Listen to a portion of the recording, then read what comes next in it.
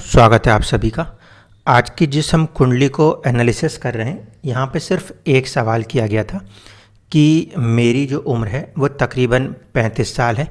मेरे ज़िंदगी में जो कुछ भी होता है, अच्छा हो या बुरा हो, वो बहुत ही बड़े लेवल पे होता है।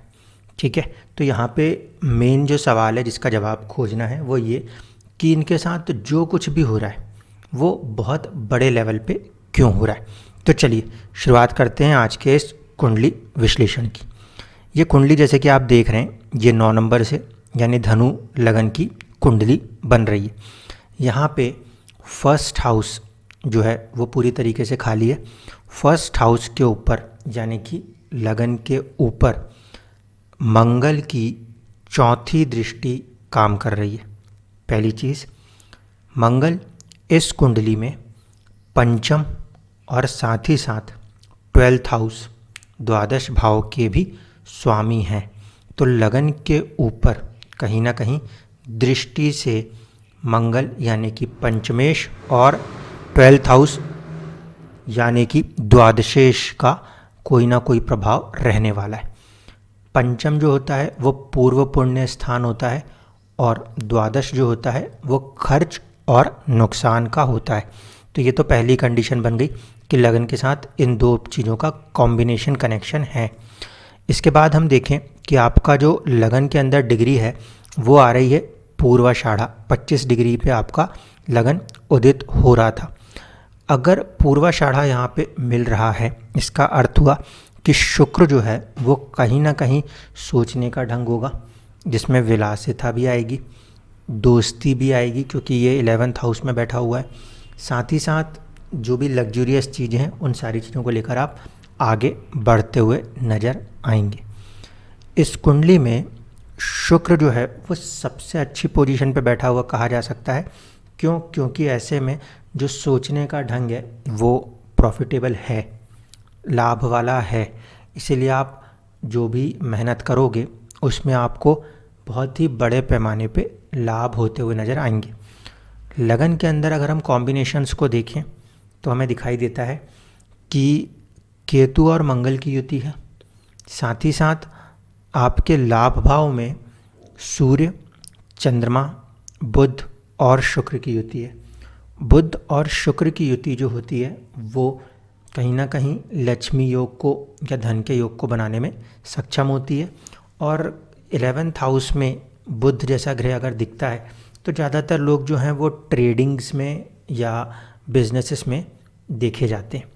तो इस कुंडली में भी कुछ ऐसी होने की संभावनाएं ज़्यादा हैं, क्योंकि सप्तम का स्वामी होकर बुध जो है वो कहीं ना कहीं लाभ भाव में जुड़े हैं।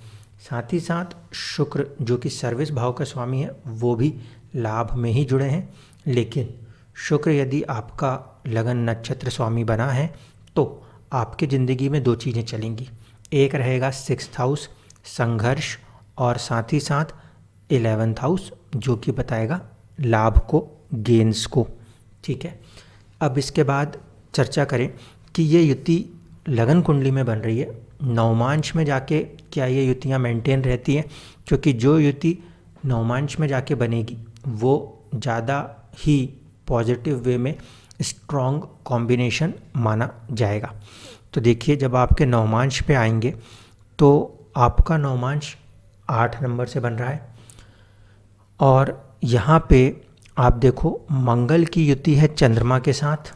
ठीक है, शनि की युति है बुध के साथ, और एक फैक्टर और है वो ये कि आपके चंद्रमा के ऊपर सूर्य की दृष्टि संबंध बन रही है। साथ ही साथ राहु अपने तरफ से सिर्फ दृष्टि दे रहा है चंद्रमा के ऊपर। ठीक, अगर इस कॉम्बिनेशन को ध्यान से देखें, सबसे पहली चीज़ थी कि ज़िंदगी में जो कुछ भी होता है वो बहुत बड़े स्केल पे क्यों होता है। पहले इसका जवाब देखते हैं, पॉजिटिव साइड पे देखते हैं। पॉजिटिव साइड पे कोई भी चीज़ बड़े स्केल पे हो रही है उसका एक कारण तो ये है कि आपके कुंडली में जो ओरिजिनल लगन कुंडली थी जो कि आपकी 9 नंबर से बनती थी, उसमें देखें आप ध्यान से तो चंद्रमा जो कि आपके अष्टम के स्वामी हैं, चंद्रमा जो कि आपके अष्टम के स्वामी हैं वो लगन कुंडली में लाभ भाव में गए हैं और वहाँ पे जो भी ग्रह जाएगा उसका काम है बढ़ जाना। तो कहीं ना कहीं आपका अष्टमेश जब लाभ से जुड़ा है, अनसर्टेनिटी बहुत ज़्यादा बढ़ गई। साथ ही साथ आप देख रहे हो कि नवमांश में वही आपका चंद्रमा उच्च राशिस्थ हो गया। अगर चंद्रमा नवमांश में उच्च राशि में आया है तो उसकी कैपेसिटी और भी ज़्यादा बढ़ गई है, यानी कि आपकी ज़िंदगी में अनसर्टेनिटी जो है ना वो बहुत बड़े लेवल पे आ गई। दूसरी चीज़ है, इसका प्लस पॉइंट क्या है कि नवमांश में अगर ये चंद्रमा बलवान हो रहा है तो ऐसे स्थिति में आपकी आयु को कहीं ना कहीं बल देगा, आयु में वृद्धि करेगा। मंगल के साथ चंद्रमा की युति हो रही है। मंगल जो है वो आपके लगन कुंडली के हिसाब से 12th हाउस के भी लॉर्ड है और 5th के भी। 5th पूर्व पुण्य है जो अचानक से पॉजिटिव रिजल्ट दे रहा है, क्योंकि लगन कुंडली में वहाँ पे जाके गुरु बैठे हुए हैं जो कि शुभ घरों के मालिक थे। जबकि मंगल 12th हाउस का भी लॉर्ड था जिसका काम था खर्चे देना, और वहीं पे शनि भी जाके कुंडली में कहीं ना कहीं लगन कुंडली में बैठे हुए थे। इस हिसाब से अगर हम देखें तो मंगल और चंद्रमा की युति अचानक से पूर्व पुण्य के भी फायदे देगी और बेवजह के खर्चे और नुकसान 12th हाउस के रिजल्ट्स को भी करेगी। साथ ही साथ आप ये भी देखो कि चंद्रमा सूर्य के सामने है, इसका मतलब है इनमें जो दृष्टि संबंध आपस में परस्पर बन रहा है। सूर्य आपके लगन कुंडली में कहीं ना कहीं 9th हाउस का भी स्वामी है, ठीक है, यानी कि भाग्य का भी स्वामी है। इसीलिए जब चंद्रमा की सूर्य के साथ युति हो रही है, लगन कुंडली में भी हो रही है और नवमांश कुंडली में एक दूसरे पे दृष्टि के कारण भी हो रही है, तो ये भी एक स्ट्रॉन्ग योग है। इस कारण से आपकी किस्मत में एक अनसर्टेनिटी नेचुरली बनी हुई है, ठीक है। इसके अलावा जो दो योग इसके अंदर नज़र आते हैं उसको भी देखिए। कॉम्बिनेशन है गुरु का शुक्र के साथ। गुरु आपके लगन कुंडली में पहला और चौथे भाव का स्वामी है, जिसका संबंध छठे भाव और लाभ भाव 11th हाउस के साथ किस्मत में हो रहा है। तो फर्स्ट हाउस का 6th से होना, कई बार आपको हेल्थ एकदम से अप एंड डाउन, कोई रोग, कोई चोट, कोई एक्सीडेंट हो सकने की संभावना। दूसरे तरफ पे चौथे का संबंध भी छठे का हो रहा है, छठे के स्वामी के साथ हो रहा है गुरु और शुक्र में। ऐसे स्थिति में भी कभी कभी इंसान कुछ कर्ज लेके बना रहा हो, कभी एकदम से वो कर्ज उतार दे रहा हो, या एकदम से किसी चीज़ का लाभ आ रहा हो। क्योंकि 11th हाउस भी कनेक्टेड है। तो फर्स्ट और 11th को जब देखेंगे तो सडनली पर्सनालिटी का गेन हो सकता है। इसी तरीके से प्रॉपर्टी को 11th के साथ देखेंगे तो प्रॉपर्टी का भी सडन गेन हो सकता है। इस कारण से आपकी ज़िंदगी में ये जो गुरु और शुक्र की युति है, साथ ही साथ मंगल और चंद्रमा प्लस चंद्रमा और सूर्य का जो संबंध किस्मत में बन रहा है, ये इस तरह की अनसर्टेनिटीज़ को दर्शाता है। मेन चीज़ यही है, अष्टमेश का वहाँ बलवान हो जाना आयु के लिए अच्छा है, लेकिन जो एक चीज़ होती है जिसे हम कहते हैं अनिश्चितता, वो बढ़ा जाए। दूसरी एक इम्पॉर्टेंट बात है जो आपसे कहूँ, इस समय आप बुध की दशा में चल रहे हो। बुध की दशा में चलने के कारण, बुध वैसे भी बहुत तेज़ी से रिजल्ट देने वाले ग्रहों में से एक है, तो आपको बहुत तेज़ी से रिजल्ट्स मिल रहे हैं। लेकिन जब आगे जाके केतु की दशा आए तो थोड़ा सा सावधान रहिएगा। केतु जो है वो आपके कुंडली में कहीं ना कहीं 8वें और साथ ही साथ 12वें के भी मिड पॉइंट लॉर्ड है। इसीलिए जब केतु की दशा चले तो अचानक से इस स्टेटस के अंदर बहुत ही बड़े लेवल पे अप या डाउन आने का रिस्क रहेगा। इसीलिए अभी बुध की दशा तक तो ठीक है, जब केतु की दशा में एंटर होइएगा तो प्रयास ये कीजिएगा कि कोई भी चीज़ को हड़बड़ी में मत कीजिएगा। क्यों कह रहा हूँ? क्योंकि केतु और मंगल की आपस में युति है, ठीक है। तो केतु मंगल का रूप धारण करेगा और मंगल इस कुंडली में जिस राशि में बैठा है वो उसकी शत्रु राशि है।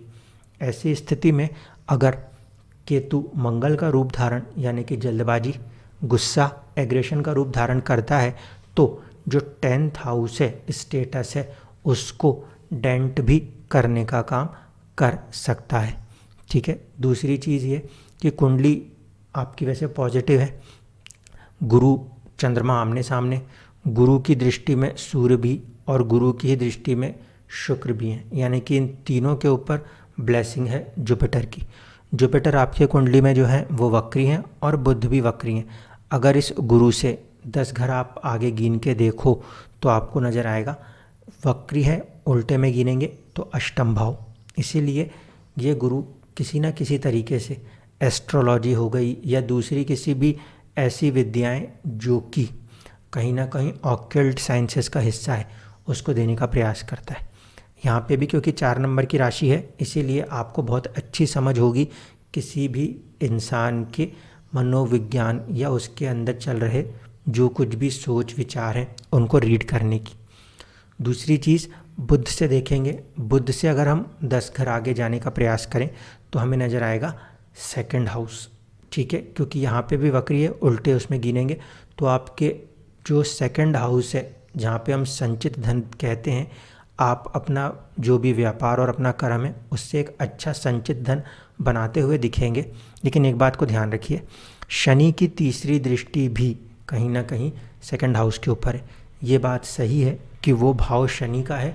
शनि ज़्यादा से ज़्यादा प्रयास करेंगे कि 36 साल की उम्र के बाद आपकी जो बचत है, आपकी जो सेविंग्स है उसको बढ़ाने का प्रयास करें। लेकिन शनि की दृष्टि फिर भी शनि की दृष्टि ही होती है, वो भले अपने भाव के ऊपर हो। तो कहीं ना कहीं थोड़ा बहुत परेशानी कुटुंब के अंदर अपने घर के लोगों के साथ भी हो सकती है। साथ ही साथ जो आपकी सेविंग्स है उसमें भी आपको कभी कभी चुनौतियों का सामना करना पड़ सकता है। इस चीज़ को आपको ध्यान रखना होगा।